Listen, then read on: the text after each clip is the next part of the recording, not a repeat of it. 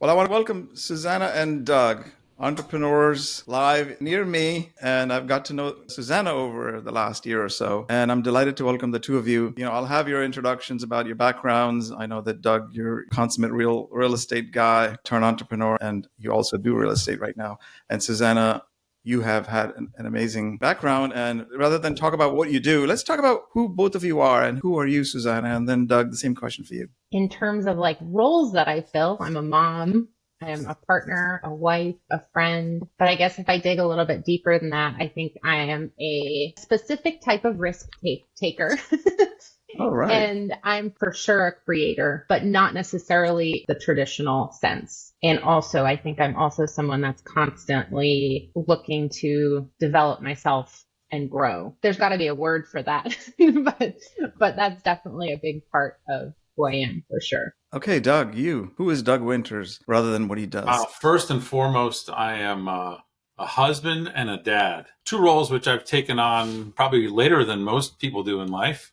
First and foremost, no doubt, husband and dad to two kids. I look at myself as somebody who sees the world with a sense of humor lens in almost everything. I think that there's a lot of things that go on in the world, and I tend to find the humor and the irony sometimes in a lot of things that go on. I've had a few different careers here. I'm a licensed civil engineer. I practiced for about 15 years. I'm also a licensed math and science teacher, and I did that in my early 20s. I've been in the real estate game for about 20, but I've been a agent broker for about since 2007. Well, the stories make the world go around. And our audience here is largely, if I was to able to analyze it, mostly entrepreneurs or entrepreneurs, want to be entrepreneurs, leaders in different ways, and who are inspired by people like yourselves who come in and say, how did they do this? What did they do? In terms of the story, maybe what's interesting for me, at least right now, would be, how did you guys meet? That's actually a funny story. So can I start or do you want to start? Oh, go ahead. So we actually met in a leadership program through Landmark Education. I was coming into the program, and it's a 7-month program. I was coming into the program. Doug had just sort of graduated and moved on to being a coach in that program. That's where we met. And I remember being like, I want to be in the program, but I don't want to have to do all the things that are going to make me uncomfortable. And I remember when I introduced the coaches, Doug was like up on the stage, and I thought to myself, who is this guy? I better not get him as a coach. And then, of course, who do I get as my coach? But Doug Winters, who drove me nuts for about 6 months. I guess it was around towards the end of the program, I realized I was interested in more, but you can't date your coach in that program. It's off limits. And we were we want full integrity around this. And so I definitely pursued him, which is kind of funny because he's also 15 years older than me. Kind of history, honestly. He'll say I moved in shortly after, even though technically I did not. Meeting that way and meeting in situations where we were having real conversations about life and what we want. And also, even though he was a coach, both of us are developing ourselves in that program. I think it's sort of, for our relationship, it was kind of a foundation of okay, we're two people who are willing to work on life, work on these things. And I don't, looking back on it, I don't even think we knew the half of what the next, 9 or 10 years would have in store for us. First impressions are funny. She didn't want me as a coach, and I didn't want a petulant 26-year-old girl to coach either. So, first impressions can be right. They can be wrong. Sometimes they're spot on. But, I think, when you deal with things like integrity, in the sense that we were sort of trained in it, keeping an empowering context and having your life work, even though things are going wrong and there's things happening, it's making sure that, you have that empowering context. It's really important. And when you do that with somebody on almost a daily basis for months and months, you really get to know them. We got to know each other before we started dating. I always joke that, we went out on a Friday night and she never left.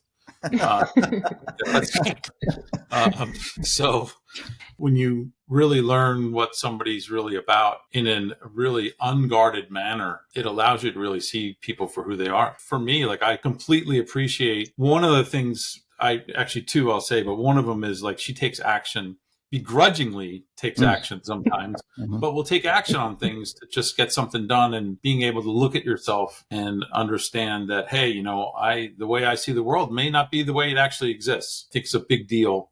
Seeing that in other people, especially Susannah, I think is it's kind of a gift. It's incredible when you're meeting in that community where you're really so uplifted and you'll overcome anything. So the fact that you meet in that way and then, you become life partners, that's got to be beautiful in many ways. And yes, I know that life is not always rosy and things are always happening, and your sense of humor probably helps you in many ways and to each other. So, sometimes. Well, I think one of the biggest gifts to that training program that we went through was like taking stock in what's actually things are and looking at them through a clear lens, as opposed to bringing your thoughts and feelings and all kinds of things into what's actually happening. And I think, look, we're human. We get caught up in how our mind works and all that stuff. And when it comes down to it, like, if you ask either one of us to like take a break and look at what's actually happening, that's a skill we've both developed, in her longer than me, no doubt. She had that training as a kid even. So I think that's a really, really good ability to solve problems both in life and business and,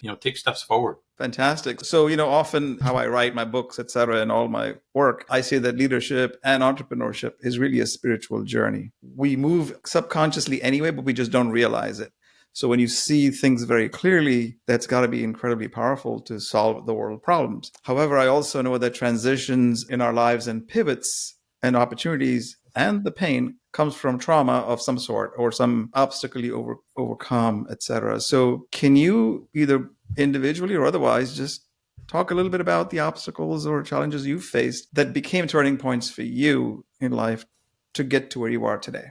I don't know if I necessarily think in terms of like trauma, but like really big challenges. I think when I like really experienced failure, I raced kayaks on the U.S. national team for, I guess, about 10 years I did. Towards the end of my time doing that, I like started losing passion for what I was doing, and my times weren't improving. I didn't understand what was going on. And it was just like, there was probably a good couple years in there where I spent a lot of time like confused and not understanding and not really knowing how to seek answers in terms of like my performance. And it was all I did.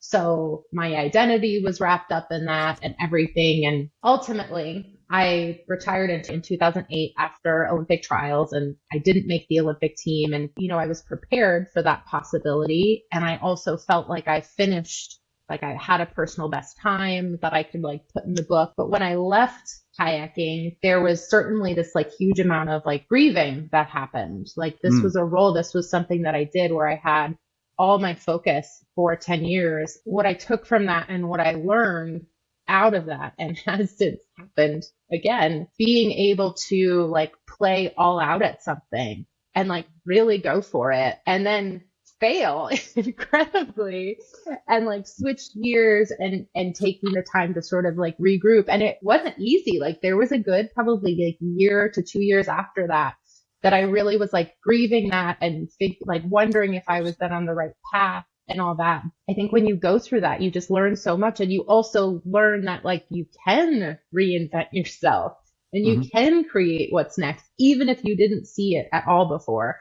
And that's happened probably 2 really big times in my life, that being the first. And then when I left Lululemon after spending 10 years with Lululemon Athletica and working in stores, like I went through a similar kind of dynamic. Well, again, when was Landmark? When did that fit into that time frame? So Landmark. So I actually did the Landmark Forum when I was 8. I did the young people's. So, but surely that's not what you meant, Doug.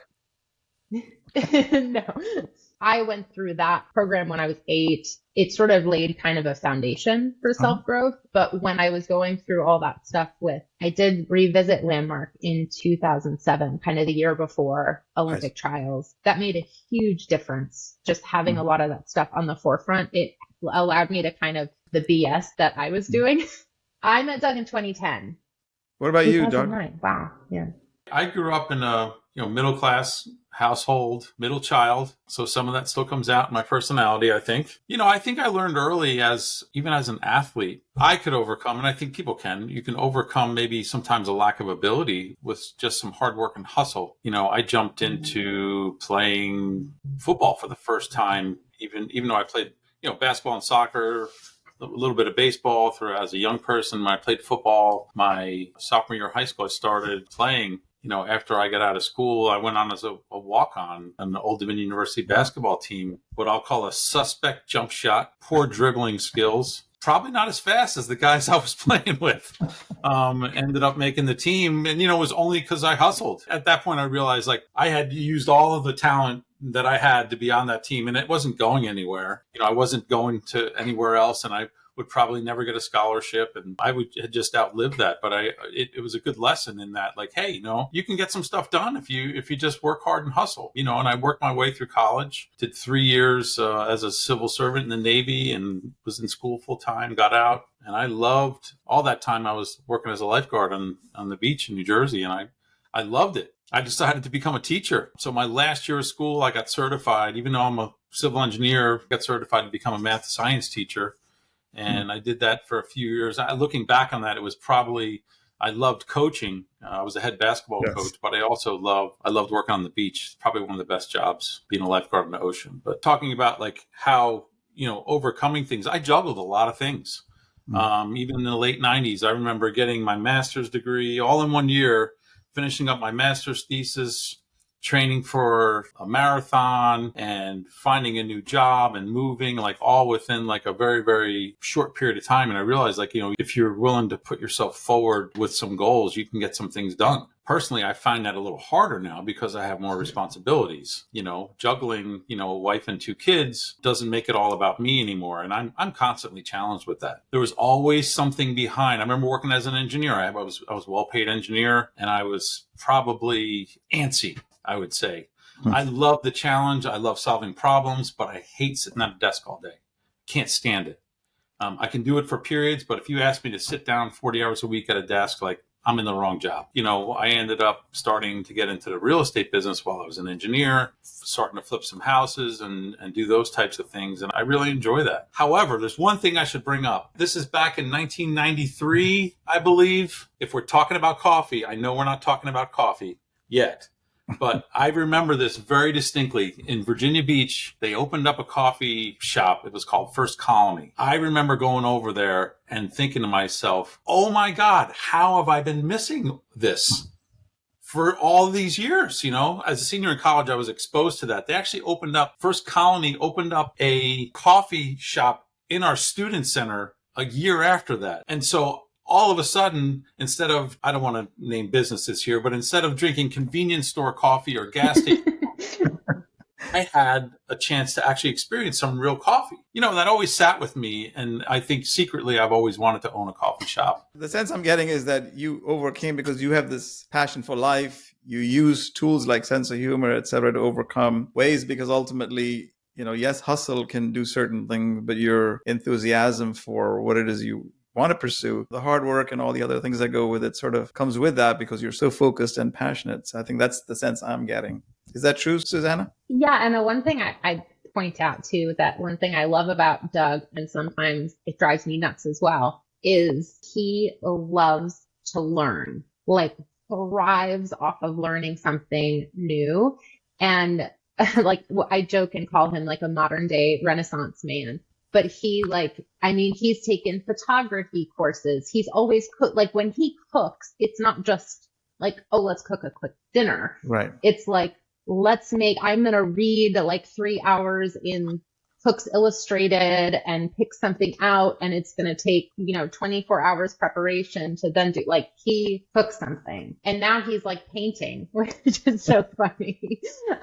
He goes on Skillshare and he's doing all these, but he's always driven to learn something new. I just think that's awesome. He does have passion and just does it for the joy of doing it. Not trying to get anywhere with it. How you guys sort of connect on something. Surely there must be challenges in your relationship too. What allows you to overcome those? I know the kids I've met your kids. Doug and I go through phases where we won't argue for like a few months or something like that. And then like for a month, we'll just get into like a ton of like stupid arguments, and I remember one of the most recent arguments, I was thinking about it afterwards and I could feel my face red. And like, I was like, okay, do I want to be like right about this? Or can we just like move on and like get to a place where we're experiencing like love? And honestly, like a lot of it is just like letting it go, like just letting it go, even though it's like those little things that like irk you. I think my current biggest challenge is just like being on system overload sometimes with the kids, because our youngest child is going through a phase of where it's just like constantly being like interrupting.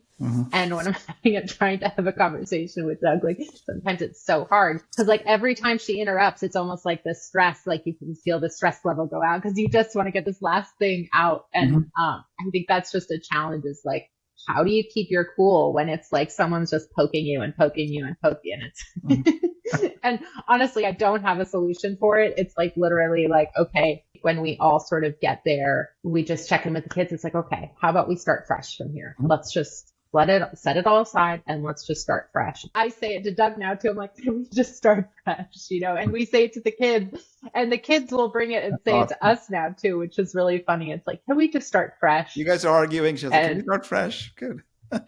Yeah. I've had to do it with the kids twice this morning before I left the house. Yeah. It can go from 0 to like 12 in like an instant. So I'm going to tie in. You mentioned earlier, who you are, your creator, Susannah. Doug brought up coffee. Since here we're talking about what business you started. It's called Hilton Head Island Coffee, right? Is that correct? Hilton Head Island Coffee Company, or like Hilton Head Island Coffee Roasters. Right. Brought that about in terms of its manifestation as far as your expression. I know we've talked about this, that our businesses are a unique expression of who we are, right? Because there's coffee shops galore, coffee roasters galore. Why you, and what led to this? Crazy manifestation that was happening since 2017, really. So jumping off of what Doug had said, how he couldn't be sitting down for work, or it really was the end of 2016. We have our son, who's not yet one. We're living in San Diego. Doug came to me one day and he's like, I don't want to be inside all the time. I'm inside all the time. And he has a magazine. He's like, what do you think of getting this coffee bike? And it was like a bike that had this whole like cafe attached to it. Long story short, of course, I'm like, we have this house that we just bought that like needed work. We were Airbnb one side. We have 2 big dogs. We have our son who's less than a year old. And I'm like, yeah, let's do it. Sure, bring it on. Yeah. So then we ended up, Doug lived in Washington, D.C. for a while. He has good friends there who have been operating, restaurant businesses, and he had been talking to them. And we decided that we were going to do this in Washington, D.C. and have multiple coffee bikes. We found like lawyers that were going to help with permitting, and we owned the franchise for Washington, D.C. It was a Wheelies Cafe.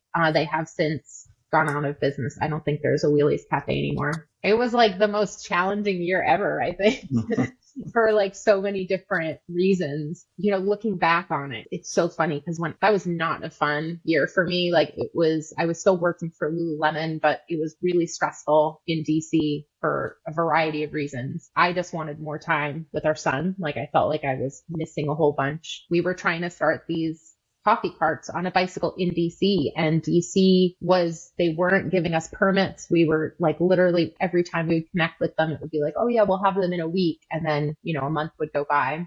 And Doug was operating one of these bikes in Northern Virginia. So we got permits for the bike in Northern Virginia in like 3 days. We actually bought from 2 local coffee roasters in DC and Northern Virginia. And we varied it. We basically had wholesale accounts with 2 coffee roasters. One of them, Swings Coffee, they'd been in business for 101 years, or they were just hitting their 100th year. And then we had another roaster up on Rhode Island Avenue in DC, which was actually a Pittsburgh-based company. But so we decided we were going to do locally roasted coffee. We could have done espresso machine. We didn't get to that point. And, in hindsight, it probably would have been a better option for us, but no big deal. You got to think about this, Raju. I'm sitting in San Diego. We just bought a house. I've got a 7 or 8 month old son. And I go to Susannah and say, what do you think about moving across the country, selling coffee off of a bicycle? Exactly. And let's get 3 of them.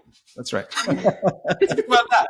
We had some challenges with permitting initially in DC, so we went to Arlington, but the service on the bicycle was we had a kegged cold brew, so I set up a tap system on the bike, so we were able to do that. I served drip coffee, and we made pour overs as well, and started to get a pretty good clientele there. At the end of that year, we started looking at houses, and we ended up moving in early 18 to come here.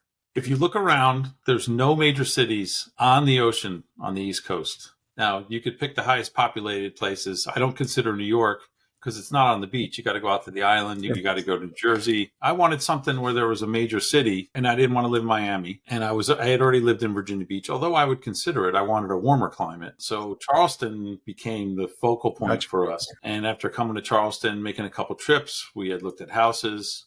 My parents had moved to Bluffton that year, and we ended up coming to visit them and drove out, pulled out a map and said, what can we afford here in Hilton Head? And we were shocked, amazingly shocked that it was so affordable here. Because, we were coming from the DC market and the San Diego market where, we sold a tiny house for twice what we paid in our house in Hilton Head. So one of our goals back years ago was to be able to be within beach cruiser distance of the beach. And so when we pulled out the map, it didn't take long to look at, a couple of houses. I came down and looked at things with Finn. You came back with me 2 weeks later to the same house. We didn't look at any other houses. We looked at these, just a couple of houses right off of Beach City Road.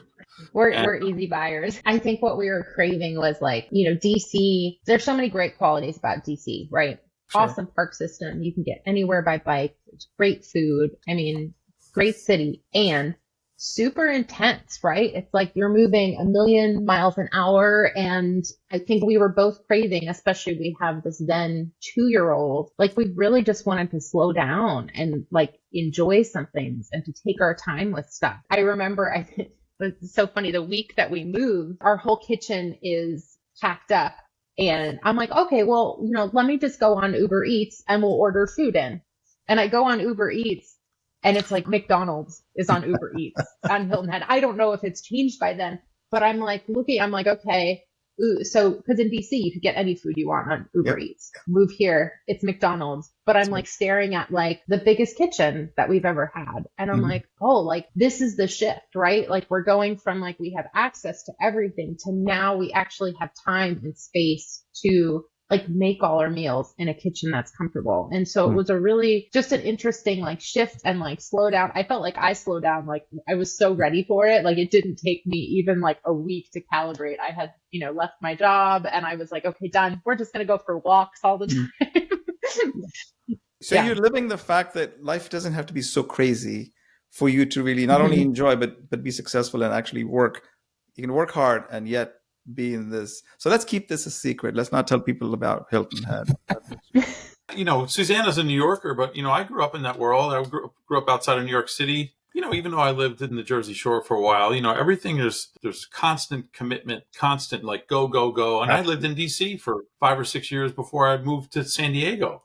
And I remember when I moved to San Diego from DC, I actually was wow, you can actually just take a breath and not have somebody yelling at you. And, it was just a shift change. And I think going from San Diego back to DC, the funny thing was, when I was running this mobile coffee cart, I used to see the people that I was. I was serving coffee in the same neighborhood that I had an office. And I saw people I used to work with running down the street, looking at their cell phones, bumping into people. And I was just wow, man, shit's changed.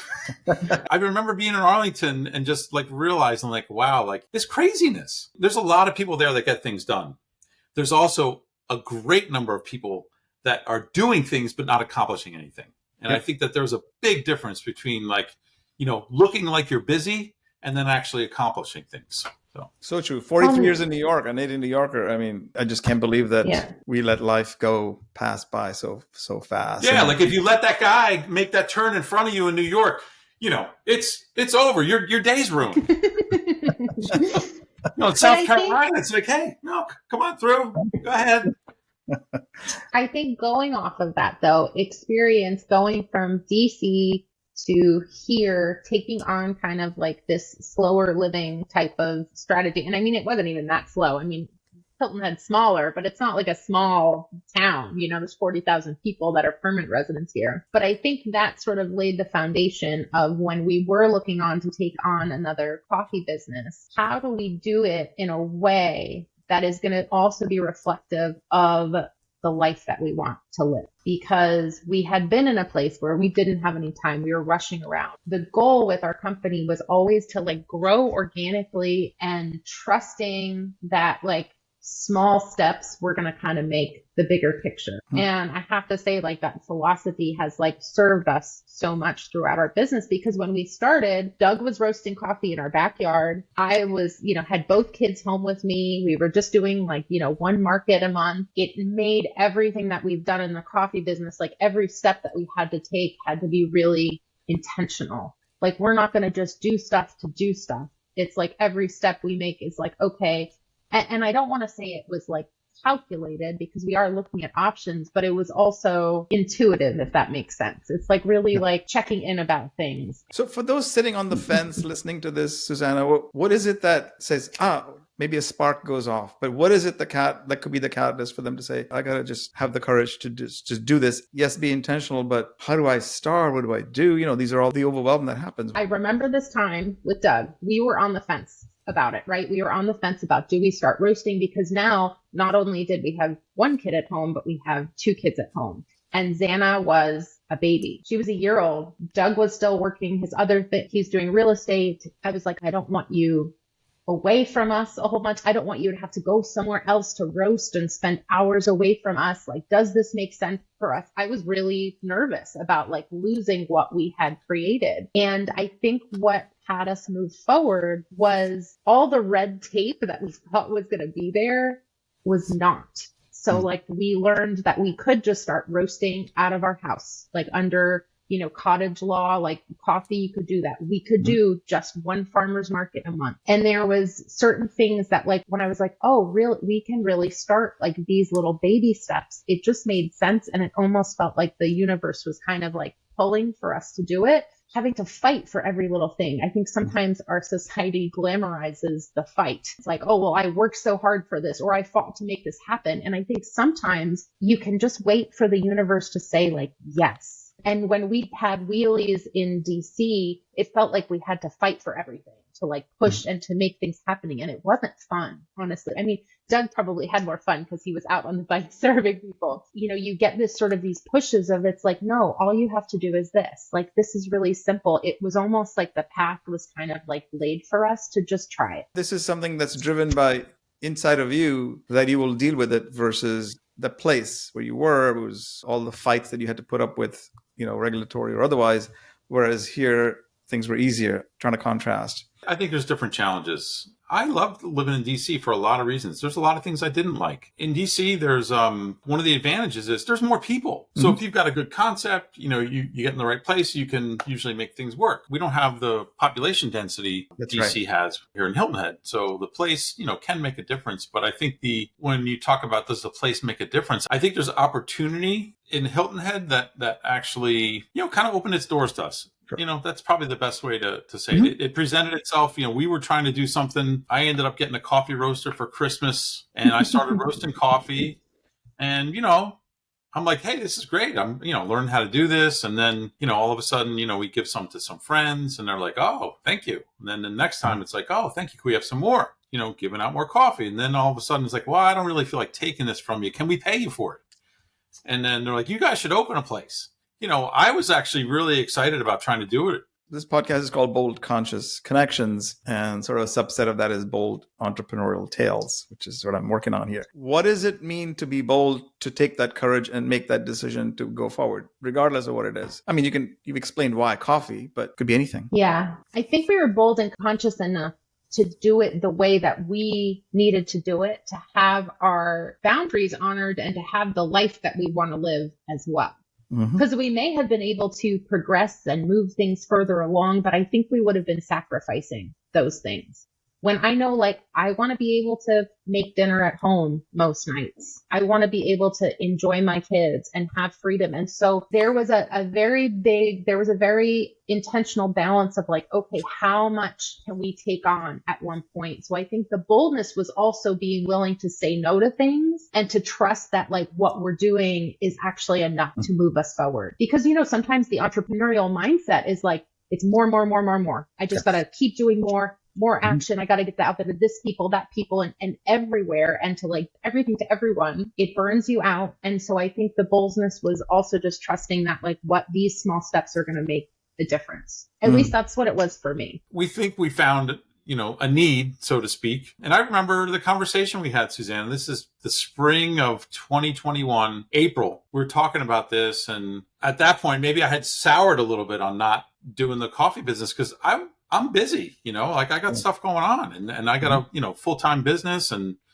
so I remember having a conversation. One of the things I found out was like, hey, you know, there's woman coffee growers and they sell like woman produced coffee. Like, why don't we focus, just make it a woman owned company and like have that be the focus? I'm like, and I remember I'm like, you got all these mompreneur friends. Why don't you just like tap into that and go grow this thing? Like, and Susannah was like, oh, that's a great idea. Like, well, let's do that, you know? And obviously a lot of conversations we had about doing this. I think one of the big things that we did is we got proof of concept by taking some action. You know, for us, like the proof of concept was, hey, we're doing these farmers markets.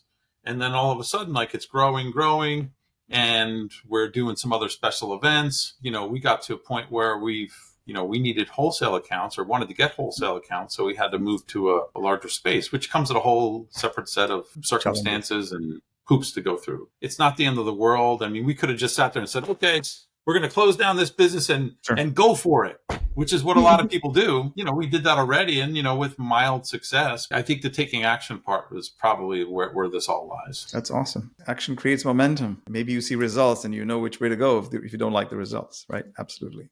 So the other word is consciousness. You know, in my book, we define consciousness as 3 levels, like life is happening to me, which is the victim mindset, or I'm in charge, life is happening by me. Everything is under my control. And the third is, you know, life is happening through you. You're just the instrument of life. You don't have to go with that definition. I'm just simply saying what we say in my book. What does consciousness mean to you? And then do you have practiced this? Given that you are you come from the coaching backgrounds and you've been through what that environment of, you know, uplifting environment of coaching, et cetera, to overcome obstacles and be uncomfortable, take the action that's uncomfortable because you know there's something greater on the other side. What practices do you have, you know, with the both of you as far as staying in that consciousness, whatever that means to you? I think being personally responsible for things has been drilled into me for a long time, whether it was through Landmark or at Lululemon as well. It was like, okay, how are we responsible for, you know, what's happening around us? And I guess the one example that comes to mind is about a month ago, I was thinking to myself, I'm like, we really need some more like PR. Like we need some PR. Like why aren't there any like magazines doing articles on that?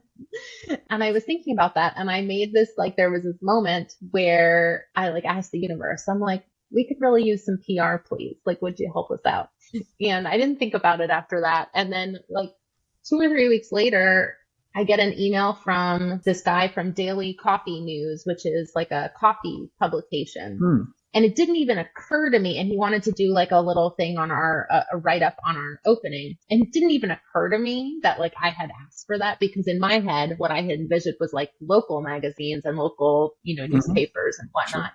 And it wasn't until I was like about to jump on a call with him, I was like, oh, like I asked for this. Like, I just wasn't really specific about like what publication. When you make a request and you just put it out there, your mind is shifting to look for opportunities where that will come up. And sometimes they're not obvious and sometimes they are.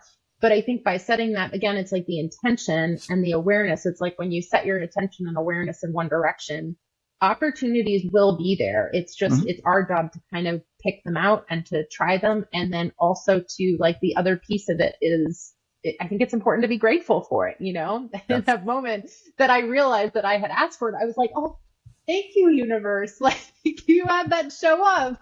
Yeah. I was like, oh, I didn't recognize it at first, but thank you. Like I think that gratitude for those opportunities is so important. So beautifully said. Really, that's what I believe. So I'm so happy that you brought it up. Doug, you have anything to add to that? I look at consciousness as sort of awareness. I think awareness is something that it's a learned skill, understanding what's happening in the moment with somebody or what's happening with your business or your relationships. It's a key component, and it also requires an unbiased viewpoint, so to speak. Awareness requires really like a blank canvas, so to speak, to actually like see what's really happening. And I think it comes out in the way that our company provides service to people too. We operate a welcoming place, and it's really important for us to do that. So what are there practices you follow? That's kind of my question. Do you have morning, evening, other practices to stay aware or whatever, however you define consciousness, either of you? I go through fluctuations of when I have evening practices never work for me, but I go through periods where morning practices coming back into a period where I'm re-implementing the morning practice. What are some of them? Meditation for sure. Even if it's just 5 minutes, like I think a 5-minute meditation practice of just sitting is super powerful. Yoga, journaling. I know Doug's a big fan of the cold shower. I'm like, not about that. Yeah. This is so funny too. So Doug is always experimenting with, like, you were doing some crazy lymphatic drainage thing the other day. Like he's always trying new stuff. But he was like hitting himself all over the other day. I was like, what are you doing? This is not Wim Hof, is it? That's another one. Oh, I think yes. Wim Hof breathing technique, man, it's pretty good. I just don't run on the ice in the Himalayas. I just don't do that kind of stuff. I certainly think it helps if you're lethargic. But I've also, I had a tough few months in the winter. I broke my foot the end of December. And so I wasn't like doing my regular walk with the dogs. And that has recently started back up again. Although I don't know that my foot's healed, but even today, like, getting out and being out there for 25, 30 minutes and watching the sunrise and, without distraction actually is clearly there's a lot of things that, the sun can do for you, but being out in nature and that to me is just a great way to start the day. Even if it's raining, I still enjoy doing that. We recently had one of our dogs pass. And so now I'm finding a new relationship with our other dog, which it existed in a different way. And, I honestly, like she's sitting here in front of me. She had a great morning. Like she was alive and, those types of things. Like I think starting the day like that, as opposed to, getting up and literally like running to the coffee machine and getting in the shower while it's brewing and then running out the door, like that doesn't work. And I don't know why people do it. If you're in that much of a rush, just get up earlier. Like, I don't get that. Now, which isn't to say I've never been in a rush to get out the door, but like being like aware of like how you're interacting. Because look, if I start doing that, you know what happens? Susannah treats me a little bit differently. It impacts the kids. Yeah. And then everyone has a crappy day. One thing I'd say is like as a family, I think the one thing that we know that always grounds us is getting outside together. Shit is hitting the fan. It's like we go to the beach and like leave the phones at home, and it's like immediately a state shift. So I definitely think we're not always super structured with the practices, but they're kind of like woven into our daily life, honestly. So what would be, given that you guys have been through this whole life together, one or two greatest leadership lessons that you've learned thus far that you may want to impart to others listening to this? I can think of two right off the bat. The first one is responsibility. The traditional way of thinking of responsibility is like, oh, well, I caused this, so I'm going to go fix it. Responsibility like extends into everything that you do and everybody you talk to. Look, if I have a bad interaction with somebody, like a traditional way of thinking it is to assign fault to somebody and say, oh, it's that person's fault, so they're responsible. Well, I don't look at it that way. I look at it as like, I'm responsible. No matter what mood that person may be in, I'm responsible, and I have a chance to actually impact this. Whether it's after the fact or during it, I'm responsible. I'm responsible for everybody in my life, and I'm responsible for what happens. Now, it doesn't mean that I have to take care of them. It just means I'm responsible. And it also means I'm responsible for the way I view it too. In terms of leadership, literally taking responsibility for what's going on is a really, really like vital thing, especially in a small business. Because if I sit there or Susannah sits there and says, oh, well, it's this person's fault. We'll just go fire him. Well, it's like, no. What didn't we do so that that person had the skills and tools to be able to react to whatever happened? If I sit there and say, oh, well, this didn't get done, so I'm a failure, that is a whole different ballgame that I do not want to delve into anymore. I think that my relationship to failure has changed dramatically. And I think it's really, really important, because sometimes, look, I'll sit there and I'll let something get to me. I'm like, okay, hold on. We wanted to do this. We didn't get it done. What are we going to do? Are we going to restate a goal? We're going to try it again. Let's move on. And I think that's really important. I love the fresh start part of that earlier that you Yeah. mentioned. It's like, it's still there. And hey, Raju, like, I think as we're talking about this, I think it's something that our kids have, like, they know now. Absolutely. Like, they even come up to us. You know what? We need to start fresh. That's right. And a skill to be able to let go things that are going on around you and just move on. Like, I think it's a big deal. Absolutely. So, Susannah, the question I have for you related to this is, what advice would you give to someone, woman or man, doesn't matter, what they think might be really unusual, uncertainties of life today versus, I don't know, any other time? To anyone that is navigating uncertain times in their life, well, as someone who has gone through like some big shifts in my life, like, I think it's also okay to take time to just experience what those changes are. And like, I think anytime whether it's shifting careers or shifting relationships, or when there is, people are dealing with health issues or whatever it is, I think there's a really important time to like sit back and kind of like experience what those things are, and to allow yourself to grieve and go through the emotions, and space to not just take on the next thing. And also to know, like, especially from the entrepreneurial perspective, I think it is important to calculate like when in your life you are about to take on those big things and those, entrepreneurial journeys. And are you in the right state for that? Because it does take a lot, and it takes a very specific type of energy. And I know in my life, there's been times where I've been living and thriving in that energy, and times that I wasn't, that I was in more of like I don't want to say like survival mode, but also needing to like nurture myself, like needing to nurture where I'm at and to, heal from whatever. And like, that's not necessarily a time when I could be like pouring into something else or other people. So I do think it is important to kind of like assess like what, like not just the health of the business, but what about the health of you in terms of being able to like push that forward, and like being okay with like, there's nothing wrong if you're not in that place right now, right? Like, yes. We can't be in that place all the time. Like, our life goes like up and down. So just being aware of that. I hope that answered that question. I feel like really well, because most of us punish ourselves for not being able to do this, that whole list that didn't get done today. And we punish ourselves as opposed to just taking that, breath. If you didn't get things done today, just your body's telling you something, or your body knows before your mind does, really. Mind's in the body, but you just know that, if you're not ready, it's okay. It's okay to be where you are. So I think that's really important advice. And, the external world where that's uncertainty that happened to us, and then we got shut down, and suddenly now it's that caused us to do something. No, I think it's our consciousness is at a level where we allow all that stuff to affect us in a way that's not healthy. Yes, it happened, but there are so many things that happen in the world, and there's always stuff happening in the world. And the question is, how much do you own of it to affect you? But in that context, I'm grateful for your presence. What discoveries might you've had in this call for you? I think anytime you're asked like deep questions where you get to sort of talk about the past, like it's very easy to get caught up in like what we need to do next. But I think just giving us time to reflect and kind of like appreciate our journey and acknowledge where we've come from, it honestly just makes me like present to like my love for Doug, and just that feeling of like, okay, like look at our journey. Like we have accomplished a lot, and it's awesome. And so I think just to allow us to like rediscover that through the questions is always great. It's easy to forget sometimes when you're caught up in the swirl of things. Yes.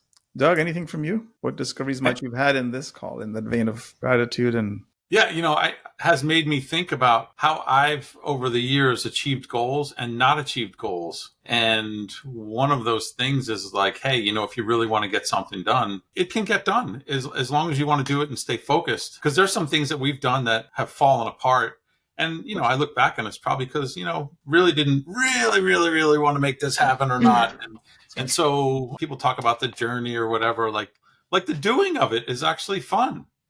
Like the doing of all this stuff is fun. And, because I can tell you, once you get to the finish line, it's like if there is a finish line, I'm on to something else because I've forgotten about it. And, like the trip is all the fun. We've spent some time enjoying it, and we've been challenged as well. I thought when the kids got into school, we'd have more time, and the opposite's true. It's been a challenge in that respect, but I think, being able to enjoy those times that we have together and, we see a lot of each other. That's been really important for us too. Well, I appreciate you guys.